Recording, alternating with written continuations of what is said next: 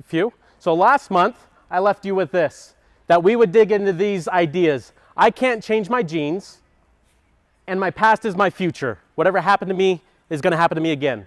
So no matter what I do, I'll be the same person regardless of what I try to do. I left you with that for those of you that were a part of that Zoom last time we met. Let's touch on this one. So for the next 30-ish minutes, I want to dig into how to build a champion's mindset, not an average mindset. So I'm going to give you some ideas, I think more importantly some techniques that you can literally walk out of this room today with and say, I can do that. How old are you, just out of curiosity? Yep. 11? You could be 11 and apply some of these ideas. How old are you? Me? Yep. 11. 11 as well? Noah, how old are you? 12? Doesn't matter. So all of us that are here at this time should be between the ages of 11 and 14. I'm going to give you actual things you can do that you don't have to be an adult to do to build that champion's mindset. With that said, and all I'm needing is about 30 minutes. So let's start here. I'm going to share with you a brief story about a friend I had. I was 11 years old, just like these two. And my friend was dealing with some challenging times. His parents had just got divorced. His dad was an alcoholic. And he was a very quiet individual. If he was sitting in this room, guarantee you he'd be in that corner, maybe in the back, or maybe on this side. He would always put himself on the edge and on the outside so he can see what's happening on the inside. That was just what he thought, but I can remember being 11 years old, and he was telling me some of these things that were happening, and he thought, no matter what I'm going to do in my life, I can't change it, so why even try? So let's dig into this mindset thing. And what do champions have from a mindset standpoint? First thing I think of when I see this picture, it's lonely. If you want to be the best at whatever you do, whether it's soccer, whether it's art, whether it's science, it's going to be a lonely place to be. That doesn't mean you don't have family and friends. What it means is you're not a part of the norm. You're not a part of the average that so much of what you listen to and watch has you be a part of. Don't miss out on this, buy this. Don't be the only one not to have it. Be a part of the group. We're not talking about how to be average. We're talking about what are some of the techniques that you can do again today, that you can do for the rest of your life to not just be average. Anybody know who this guy is? Yep. He looks like either a basketball player or a soccer player. Ooh, basketball player, soccer player, that would be wrong and wrong. Maybe we know him better in this space. Ah, he's that fast guy. He's that fast guy, so he's a sprinter. Here's something I found interesting, that he had a quote after he trained for the Olympics. By the way, Olympics are coming up next year. Where are they? Paris? Yeah. How often are the Olympics? Every 4 years. He had this to say, I trained for 4 years to run 9 seconds. Think about that. His race in the Olympics is 9 seconds long. Right? He trained 4 years for that one moment. And people give up when they don't see results in 2 months. Think about that when you're 11 years old and you're just like, oh, it took so long to get better at math or science or soccer. Oh, coach said I still have to work on that. I'm going to quit, dip out. But think about that for a second. That's coming from a professional.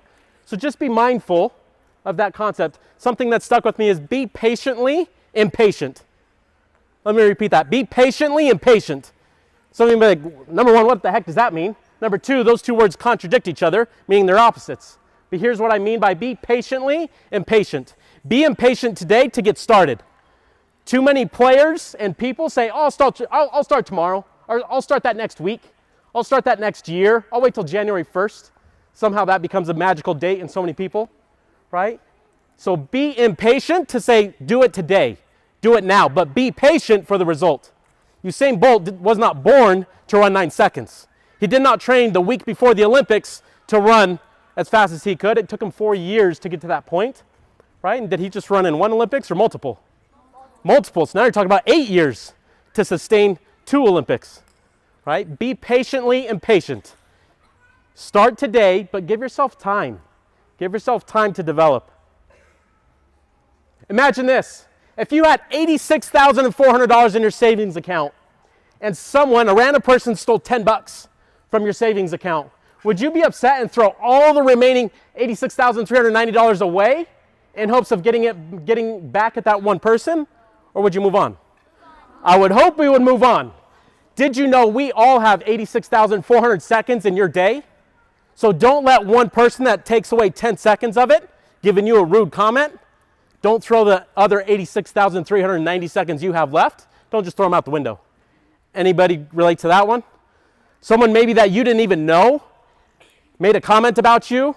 You're just like, oh, how dare they? And you just had a bad day, right? Be mindful. That's a lot of time to just throw away for someone who made a bad comment, especially if it's someone you don't really know that well, right? Where does that maybe happen a lot?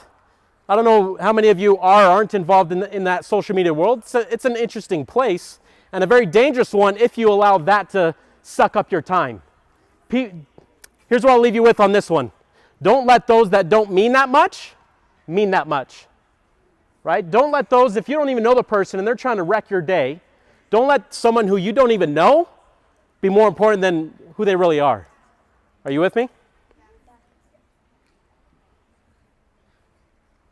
The things that get you to the top will not be the same things that will keep you there.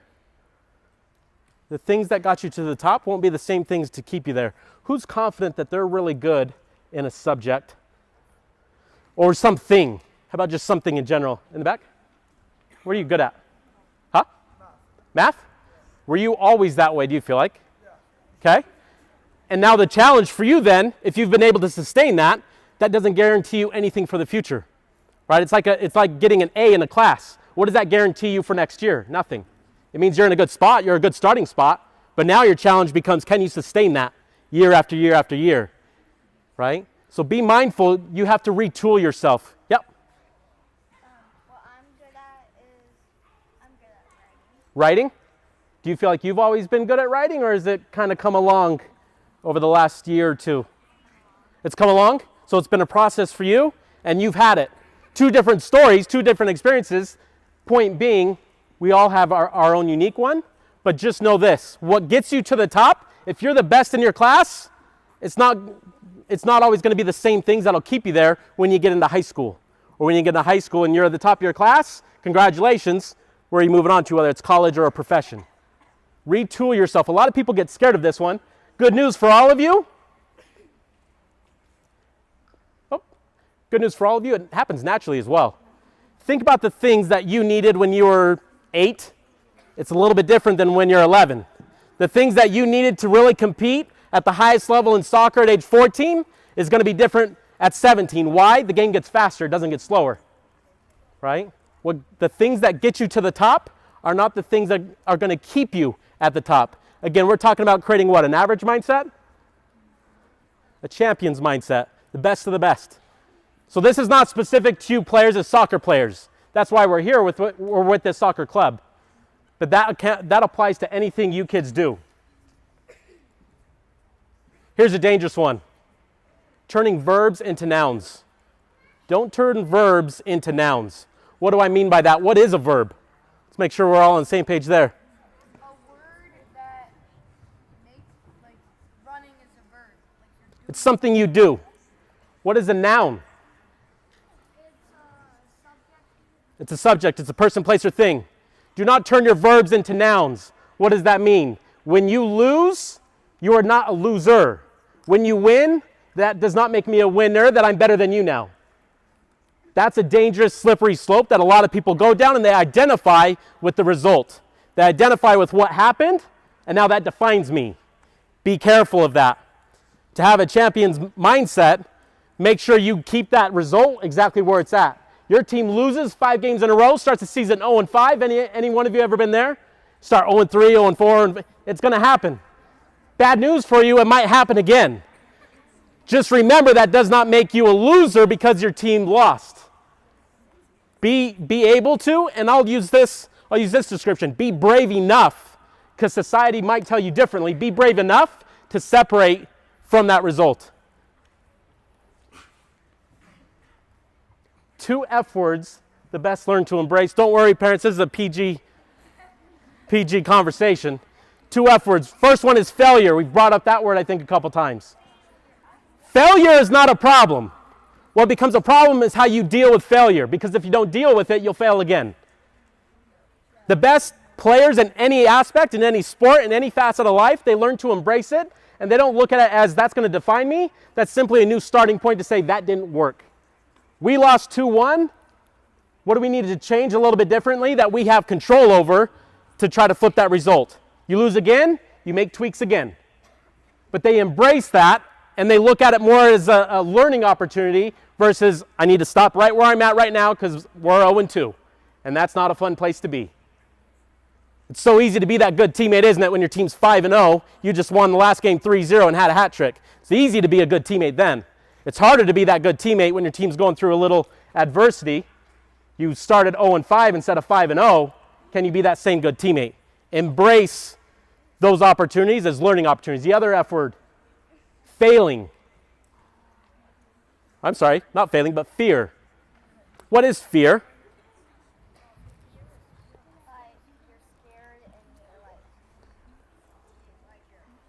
You're scared or you're afraid. Anybody else have an idea of how would you describe fear?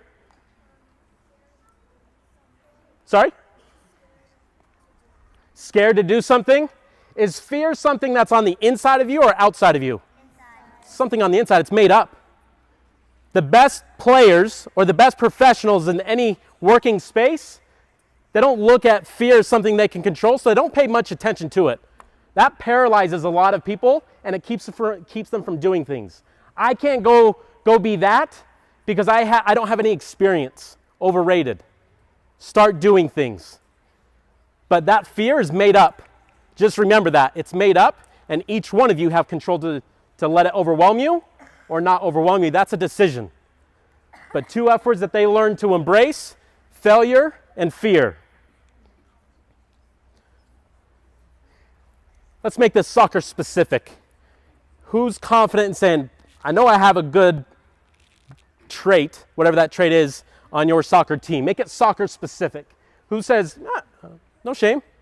I'm confident that I'm good at this. I can run back and get the ball. So your ability to recover and work to win the ball, love that one. Anybody else have any standout qualities? You're just like, I know I do this well, and that's a good thing. You're a goalie. Yeah. So what are you good at as a goalie, out of curiosity? Yeah. Well, other players might be goalies. What are you good at? What are you good at? At diving, making saves. It's a good quality to have as a keeper. What I'm good at, soccer related, is that I feel like I'm really good at more like Being aggressive. There's a good trait to have. Last one. Sorry? Trusting in your team. That's a very good quality to have. I show this hammer because a lot of players will grow up with one tool in their tool belt, figuratively speaking, not literally. But they have one really good skill and that's all they got. Here's my challenge to all of you, because we're talking about creating what kind of a mindset? Have a lot of tools in your tool belt, meaning don't get rid of that ability to trust your teammates. How do you build and add on to that? You said you were really good at recovering. How can you not get rid of that quality but build and add to that quality? You said you were good at being aggressive. Don't lose that quality of being aggressive, but add to that, to your tool belt. Not every problem in life has to be solved with being more aggressive. Some problems do, some challenges do, but not every one. And I think there's a lot of players that overlook and just spend all their time on what they're really good at today, and they forget about the things that they need for tomorrow. Goes back to that idea. What got you to the top will not be the same things that will keep you at the top. This is a big note for all of us. Have, do, and be. There's a lot of players, and not just players, but a lot of people that wait to have something, and then they'll do something, and that'll allow them to be something. That is a backwards progression, whether you're talking about soccer or you're talking about going into college or a profession. Here's what it should be. I said be patiently impatient. The impatient part is what? Start when? Now. Stop waiting to get all this experience thinking you'll be ready then. Start doing, then you'll start being, then you'll start having. Give an example. I'm here today. I can promise you I did not go to college to be a public speaker by any stretch of the imagination. I started doing it, then I started creating opportunities, and now we're here. Give you another example. A lot of poor kids coming out of Brazil. Who's a popular one that's a Brazilian? Messi's Argentinian. Neymar's a popular one. Neymar did not. Neymar did not grow up in a family making millions and have a field in his backyard. And I'm saying if you have that, awesome. But I'm saying you don't need that before you can try to do something. He played on the streets and he played in his own environment. He started doing, he started being, and now he's able to have those opportunities. Too many people just wait, I'm not ready yet. Be careful of that one, and that starts here. That comes back to that fear that the best handle really well. They embrace it and they channel it to say, yeah, I'm afraid of that, but that's not going to stop me from doing this. Who's that guy? LeBron James. Question. Anybody know out of curiosity, pop quiz. Anybody know what team he has partial ownership for? What soccer team does LeBron James owe a chunk of? Anybody know that one? LeBron James, give you a clue. They have red and white. It is not Arsenal. Liverpool. I'm going to bump out of this presentation for just a second because there's about a 1-minute video that I'd like to share with you boys and girls.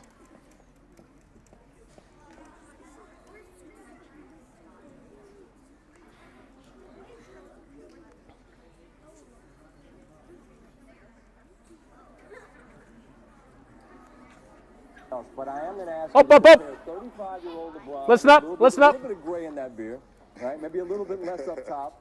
To 27-year-old LeBron that got that first one. Quiet, please. What's better about LeBron James' 35-year-old game and mind than the young man that won his first? 35-year-old LeBron will tell 27-year-old that you don't even know your game. You haven't even scratched the surface. You have no idea what you're capable of. So I think if you line 35-year-old LeBron up with 27-year-old LeBron, he'll dominate him. Just from a mental side. He dominated himself from 8 years ago. Let me give you a little bit of this. You got no chance. You got no chance. All that super athleticism. So I think just an interesting video coming off the back of them winning the championship back and when it was in the bubble, right? And COVID was a thing at that point in time. That was the question. Could you guys hear that in the back out of curiosity?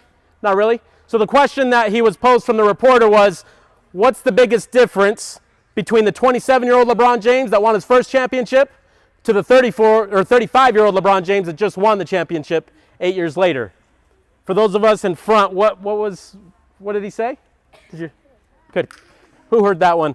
What was the big difference? Yep. Just because you're young and you have a bunch of talent and fitness, like ability, doesn't make you the best player. Okay. He alluded to something specific that we're kind of leaning into today. What do you say was the biggest difference between that 35-year-old and 27-year-old? You would beat him, the 24-year-old, Mentally. He said he's in such a different place as a 35-year-old player versus 27. I know we're talking about 11, 12, 13, 14-year-olds in here. So my point is this. What got you to the top won't keep you there.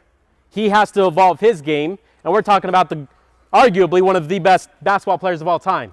Are we not? Second picture I put in here purposely, and that's him laying down. Did you know his secret sauce to help him, his little pixie dust, so to speak, his not shortcut, but thing that he's deliberate with is rest. He said he will not sacrifice his sleep to get places. Think about how often people will sacrifice, I pulled an all-nighter. I only got 2 hours because I had to get this done. To be at the highest level, that is one thing he will not sacrifice, period. And I think a lot of people, especially a lot of youth athletes, see that as a weak thing I don't need to sleep that much. I'm good. Again, we're not talking about be average. If you want to be above average, don't sacrifice that for other things. So just something I wanted to share with you boys and girls about LeBron and sleep. Let me ask you this question from a soccer perspective. Is being over 35 years old considered out of your prime? Yeah. Would you say? We have a no, we have yes. Sometimes. Sometimes? Depends. Let's keep on this recovery piece. We just talked about a little bit of sleep. Who's that guy? That's Cristiano Ronaldo. And, Eyes and ears here. Eyes and ears here. I'm more of a Messi fan personally. I respect the heck out of him for this reason. Anybody know where he's going, by the way? Anybody know where he's going? Out of curiosity, huh? The what? Hey, boys. He's going a little bit louder. You're right. What is that? Yeah. It's this really cool room that he uses to relax his muscles on his rest days. On what days? On his 2 rest days. On his rest days, he's doing that. Here's the takeaway that you can apply if you choose. People that are the best, they will do what most people won't do today, so tomorrow they can do what most people can't do. Let me repeat that. The best of the best will do what they need to today, so they can do things that most people can't tomorrow. Why is he still able to play at 38, 39, 40 years old? A lot of it has to do with recovery. Take care of your bodies. Make sure you're getting that sleep, and that's not a weak thing to do. That's not an average thing to do. That's what the best do. Those consistently competing at the highest level figured out a very important concept. You ready for this one? Doing the things you don't want to do when you don't feel like doing it is how you achieve things you never have. Read that again. Doing things you don't want to do. Think about how easy it is to put in some time, some extra practice when things are going well with your team. Reverse that, flip it on its head. Your team's on a 7-game losing streak. Are you still putting in the work? That's what's going to separate you in any facet you choose to go into, whether it's continuing down the soccer path or going into any other one. Doing the monotonous stuff that you're just like, I really don't want to do that. Doing the things you don't want to do. Here's a really hard one. I don't feel like it. That's fine. Just don't expect to get to the top of what you're doing. Because to get to the top, that's what they embrace, is that uncomfortable. I don't like doing it. I don't feel like doing it, but I'll get there. I think a lot of us on the outside look at a Messi, look at Cristiano, look at a LeBron James, look at anybody at the top of their game, and we just think, God, how easy is that? Gosh, it'd be such a nice lifestyle. Because we don't see what happens on the back end of going into a cold chamber on your day off. We don't see that stuff. How about this one? A lot of people will wait. We talked about being patiently impatient. A lot of people will wait for things to just get a little bit easier. I need to get through this test, and then I'll start my extra training. I just need to get through this week, and then I'll start doing that. I need to get through this month, and then I'll start next month. Well, if you're always going to wait for that easy train, you're going to wait a long, long time. It's not about making things easier. It's about you embracing the hard things better. Be mindful of that one, but it goes back to be patiently impatient. Start today. Stop making excuses that you'll start tomorrow. Be mindful of this one. Doing things you don't want to do when you don't feel like doing it. Still on the mindset piece. Who's that? Anybody think she choked in the World Cup? You think so? Yeah? Why? That was a confident yes. She missed a penalty. Yeah? The word responsibility. Let me ask you this question, because you said yes very confident. What's your name? Jesus. Do you think she took responsibility to take that PK, or did she shove it off onto somebody else? She took the responsibility to kick it. How many of us were in here in April? We talked about, our very first thing we talked about was taking a penalty, didn't we? Before this even happened. And I posed that situation to you. How many of you would be willing to take a penalty kick in the 89th minute for your team? Hands went up, and you can put your hands down. And then I made it a little bit harder, didn't I? I said, what about with all of your friends and family watching? And a lot of hands went down. You can keep them down, that's fine. And then I said, let's up it even one more. Friends and family are watching, and you're in the final to win the game. How many of us would kick it? Woo! That was a lot of hands that came up after. Here's my point. Here's my point. What I loved about Sophia Smith, and I think about that word responsibility, give it whatever definition you want, but think of it also this way. It's your ability to respond to something. I personally respect the heck out of her because she stepped up to take that fifth penalty kick. Could she have won it for her team? 100%. That's the risk she took, right? What I like even better is the message she sent and shared via social media afterwards. She said, heartbroken. This World Cup was filled with just about every emotion possible, and what I've learned is more valuable than any experience I've ever had. What an interesting perspective for someone who choked or failed in her moment to help her team win the game. And she's not letting that define her as a failure. It's, I'm going to pick myself back up and I'm going to move on. Your ability to respond. Self-belief, resilience, adversity, confidence. Anybody think that these are good traits to have as a soccer player? Raise of hands. Yeah? Agree with you. Hands down. What do all of those have in common? Every one of those 4 traits, what do they all have in common? Yep. Oh, stretching. What do those 4 words have in common? We're talking about having a champion's mindset, building a champion's mindset. Anybody have any thoughts? What do those 4 words have in common? In common, they have you overcoming something. So here's my point. If you want to have any of these traits, you need setbacks. You need problems. So many people look at those problems and, again, identify with the verb, oh, I failed at something, so I'm going to quit. I failed at something, so I'm a failure. You turn that verb into a noun. Be careful of that. Be mindful of that, because you need setbacks to be able to be resilient. Think about it. What does resilient mean? You say, yeah, that's important to have as a soccer player. Well, what does it mean? Yep. Bounce back for something. You get knocked down once, get up again. You get knocked down 5 times, get up 6 times. Confidence. Where does confidence come from? It's a cool word to have. It's a cool trait to have. Where does it come from? You born with it, not born with it? Highly doubt it. Where does confidence come from? Yep. Your mind. So just magically just snap the fingers, one day it comes, one day it goes. Why would you convince yourself that you could do it? Because what is it about telling yourself that you can that gives you confidence? Just telling yourself and hoping? No, then just telling yourself and knowing that if you don't do it, then like maybe somebody else will make it, but then you can't. Okay. Confidence comes from like I can do this, I can do it. So it's self-talk. Nobody's telling you, you're telling yourself that. I like it. Any other ways to build confidence? Are also an important factor. What's that? I feel like teammates are also important. Teammates can help in that. They can help tear it down too, can't they? But they can also help build you up. Yeah. I would also say another way to build confidence, you just do something so often, you're just like, I got this. Think about some of the traits that you do really well, whether it's passing, shooting, dribbling, defending, whatever it is. You've probably built that confidence because you've done it over and over again. You're just like, okay, I know what to do. I know how to do it. I know when to apply it. Here I go.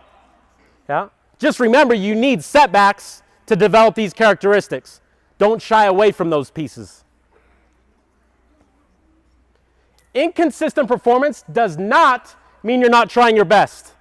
Let me read that again. Inconsistent performance. What does inconsistent mean?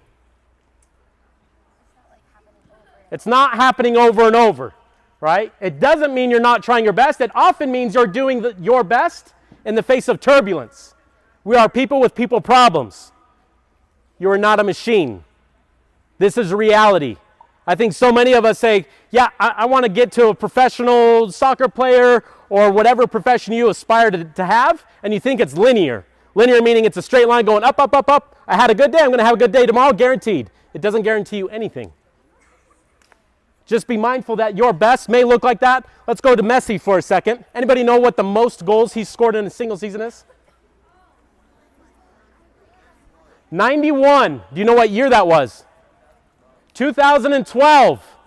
So if his max is 91 in 2012, he's never scored that many again. Does that mean these last 11 years have stunk? Right? Your best is going to fluctuate. The best of the best, their best fluctuates. Usain Bolt, he does not always hit another world record every time he runs, does he? But just because he didn't beat his last record doesn't mean he quit either, right? You are going to be inconsistent. Embrace it. Stop worrying so much about it wasn't as good as this one. Plays that work. I'm going to give you 3 things that will work from this day forward if you choose to let it.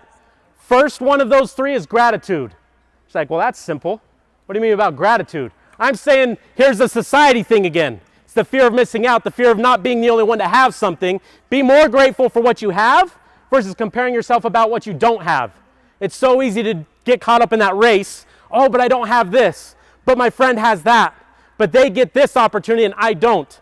And you start focusing on the things you don't have and you forget about the things you do have. Here, I've been blessed to have the opportunity to have traveled internationally to a few different countries. Boys, eyes and ears here, please.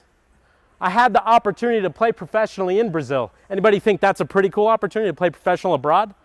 Hands down, thank you. I can tell you that's a very lonely place to be too. So it depends what you're grateful for or not grateful for, but I can tell you right now, I didn't have a family member with me. I was playing in Brazil, I didn't know the language. I had 3 roommates that that did not know a lick of English, and now I'm bunking with these guys. I've never met them in my life. I'm playing professionally in Brazil in another country. So many people might dream of that opportunity, but what's the flip side of that? What are you giving up? And I say that, paint you another picture, or a little bit more of a picture. My pillow was a couch cushion. We had ants in the apartment. Anybody barbecue and have one of those propane tanks on a grill? We had that for our stove. Anybody have a nice big fridge at home full of food? We had one of those mini fridges for the 4 of us. Like that was our situation. But I don't look at what I wasn't looking at what I didn't have. It gave me perspective to say, dang, for where I came from, I really had it good, right? So just know there's always a trade-off, but plays that work, and that will work for you from this day forward. If you choose, be grateful for what you have. Here's my last thing on this one. I would challenge each and every one of you every morning or every night before you go to bed, write 3 things that you're grateful for because it will put you in a different mindset in terms of looking at this world. First thing you do when you wake up, before you look at a phone, go eat breakfast, whatever it is you do, I would challenge you, make that your routine. 3 things that you're grateful for when you wake up or right before you go to bed. Number 2, your attitude. Gratitude and attitude. What do I mean by that? Voices affect choices. The people you surround yourself are going to affect your attitude. Who you choose to listen to is going to affect your attitude, as is your perspective. Let me ask you guys this question. Is this world a mean place? Hands up if you think it's a mean place. Hands down, I'll ask a different question. Hands down, please. How many of us think it's a nice place? Interesting, based on perspective. And that perspective is going to shape your attitude and how you look at things. If you think this world is a negative place, you continue to search for those things and say, oh, that happened bad, told you. That happened bad, if you focus on, it will expand. The opposite is true as well, good news. If you think this world is a nice place and you're looking for those opportunities, you will find them. Your attitude, who chooses that? You. Your friends and family may influence it, but you choose it every single day you wake up. My point goes back to that responsibility word. Are you able to respond to something negatively and put a positive spin on it? Plays that work. Last but not least, don't give your negative thoughts a voice. That's a very dangerous one. We talked about self-talk. For those of you that joined us in April, it was our self-talk that was the driving topic for that session. Don't give your negative thoughts a voice. We all have them. You miss a shot in the game. Oh my God, I can't believe what I just did. I'm so stupid. I'm so bad. I've just verbalized it. So rule number 3, do not give them a voice. It's going to happen naturally when you mess up to think those things. Do not say it out loud. Those are plays that will work for you whether you're 11 years old, 17 years old, 27 years old, in your 40s and 50s. I promise you. Last few. Did you know a couple of the biggest influences of where you are today and where you will end up? Any thoughts, any guesses? Just a couple things I have. What do you think is going to be a big influence? Attitude is going to be one of them. but it's not going to be here. We just covered that, so I didn't make it that easy for you kids. One of them, who and what you listen to, who you choose to surround yourself with. That's a hard decision as you kids get older and you get in your social groups and some of your good friends are making fun of you. That's hard, but just remember you have that choice to either keep sticking around them or not. Take that responsibility, because who you choose to hang around and what they choose to talk about and what you listen to, that's going to affect where you end up. Second thing, what you read or choose not to read. Be mindful of that one. What do you choose to read or choose not to read? And you could probably even put watching in that too. What do you choose to take time to watch or not watch? Anybody like to read like sci-fi, fantasy, that type of book? Yeah? I can't relate to that one. I like reading, but I can't relate to those topics. How about anybody like reading just about something factual? To say like, I want to read how that person got to where they got, or this, yeah? I relate to you kids a little bit more. Point being, be mindful of what you choose to digest, whether that's in reading form or watching form. That will dictate, and that will be a big influencer on where you end up and where you are at this current moment in time. That is true whether you're 13 today, whether you're 23 or 33. That does not go away. What are we talking about today? Developing what? A champion's mindset. Champions will win year after year consistently. Consistently. So something to be mindful of. How do you win this year and the years to come, the years moving forward? Here's something that will not change. Here's the secret ingredient to unlock this magic one. To win your year, break the year up in 3-month blocks. How many quarters would that give you? If a 3-month window represented 1 quarter, how many quarters is the year? 4. So if you want to win this year, whether that's the rest of this year or just fast forward to 2024, if you want to win the year, you got to win your 4 quarters. To win your 4 quarters, you got to win your month. Now you start breaking this down. You've zoomed out to say, I want to win in 2024 and get here, and I've never been there before. Great goal. Awesome. How are you going to get there? Win those next 3 months. How are you going to win those next 3 months? You win this month, 1 month at a time. How do you win that month? You win this week. How do you win this week? You got to win this day. How do you make this day your best day? You got to win your morning. But how do you win your morning? You got to win the night. What's your nighttime routine, or do you just sacrifice that and think you're going to have a good day tomorrow on 3 hours rest? So if you want to win your year, win your quarter.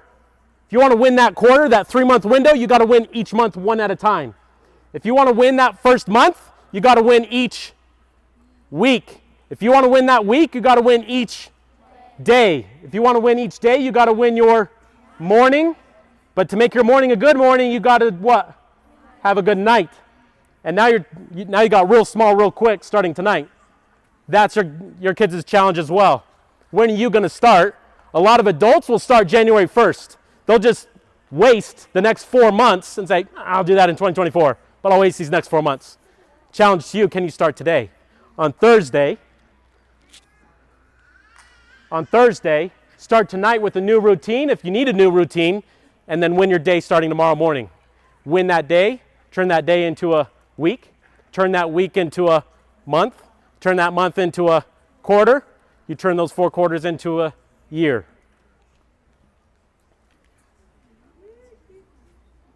I'll leave you with this. Don't forget this one. Be ready and mindful. This is your last one. Eyes and ears here, please. Jesus. A lot of people forget this one. A lot of people will push blame. Well, my teacher doesn't like me, so I got a bad grade. I'm around bad friends, so my choices are bad. You have a choice about who your friends are. Point being with this photo, take responsibility, look in the mirror. Too many people will give other people and other things too much power by pushing blame on it. Make sure you take the responsibility and your ability to respond to be able to accept where it is you're at and where it is that you want to go. I started with that story, right? That story of that friend that I had when I was 11 years old. Anybody remember a couple of the hard things that he was going through? Parents got a divorce. He was a very quiet kid. He would always be in the back, not wanting to be called on. His dad wasn't on drugs, but he was an alcoholic. Yeah. Maybe some of you can relate to that. I'm here to tell you that was me. I was that kid that put myself on the outside. I was that kid at 11 years old. I was very confused. I thought to myself, okay, if this is my reality today, what is my life going to look like? Am I going to be stuck here forever? Maybe some of you can relate to that, but I can promise you what I didn't think is that I would be on the outside looking in, and now I'm here. So just remember that your past does not have to equal your future. That is a choice. Be mindful of those choices you make. Thank you for your time today. I will see you, boys and girls, in 2 months. Talk soon.